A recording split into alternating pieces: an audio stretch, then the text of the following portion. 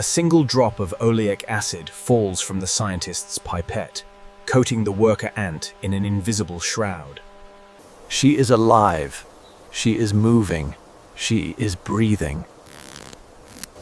But to her sisters, she has just ceased to exist.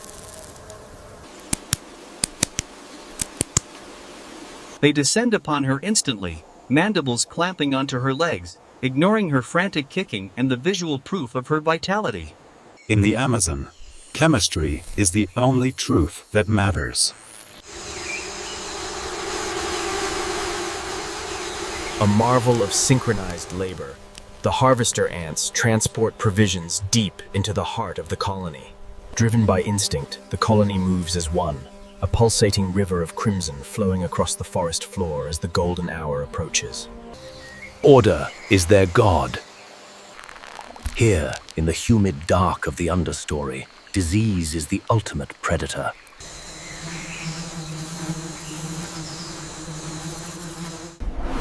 They do not see the world as we do. They taste it. Every caste, every task, every intruder is identified by a complex hydrocarbon profile written on the surface of their bodies.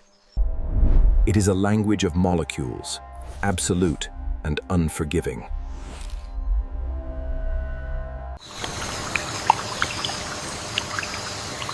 Our subject, coated in the fatty acid found in decomposing corpses, attempts to resume her duties. She approaches the foraging line, jaws ready to accept a leaf fragment, signaling her readiness to work.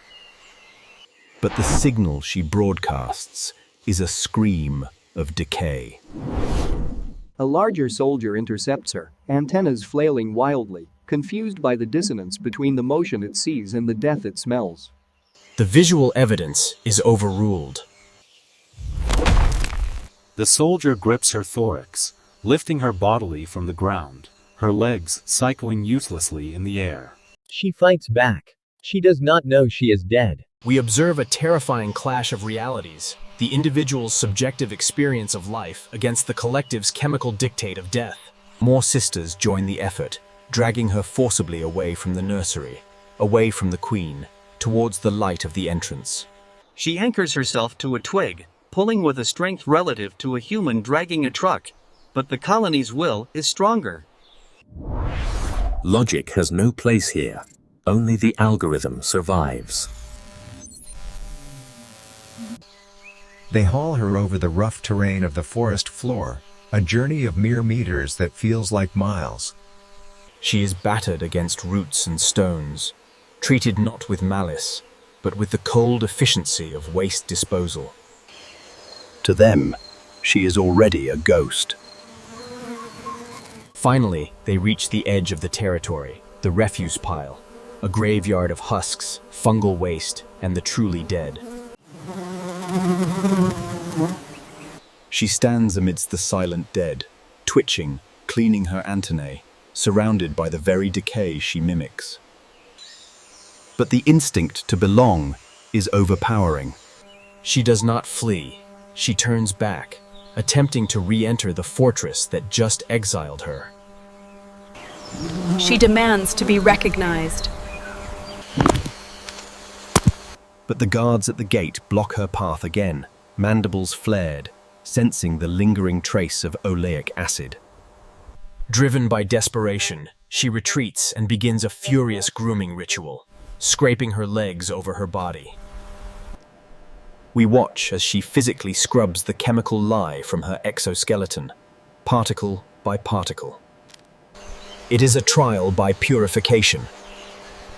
She approaches the line a third time, the scent of death now faint, barely masking her true hydrocarbon signature. The guard ant uses its antennae to identify the intruder. This complex chemical exchange is crucial for colony defense. A guard touches her with sensitive antennae, tasting the air, and pauses. The grip relaxes, the mandibles close. She is allowed to pass. She is resurrected.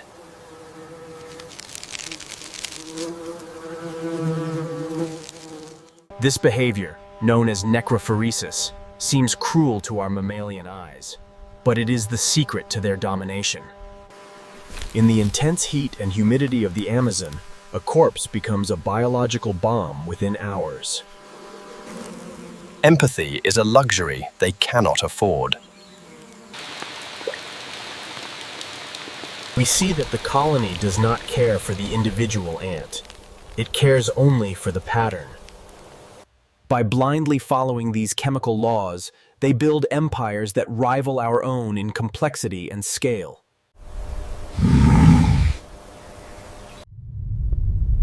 We believe we are masters of our own will. But in the Amazon, we are all just chemistry.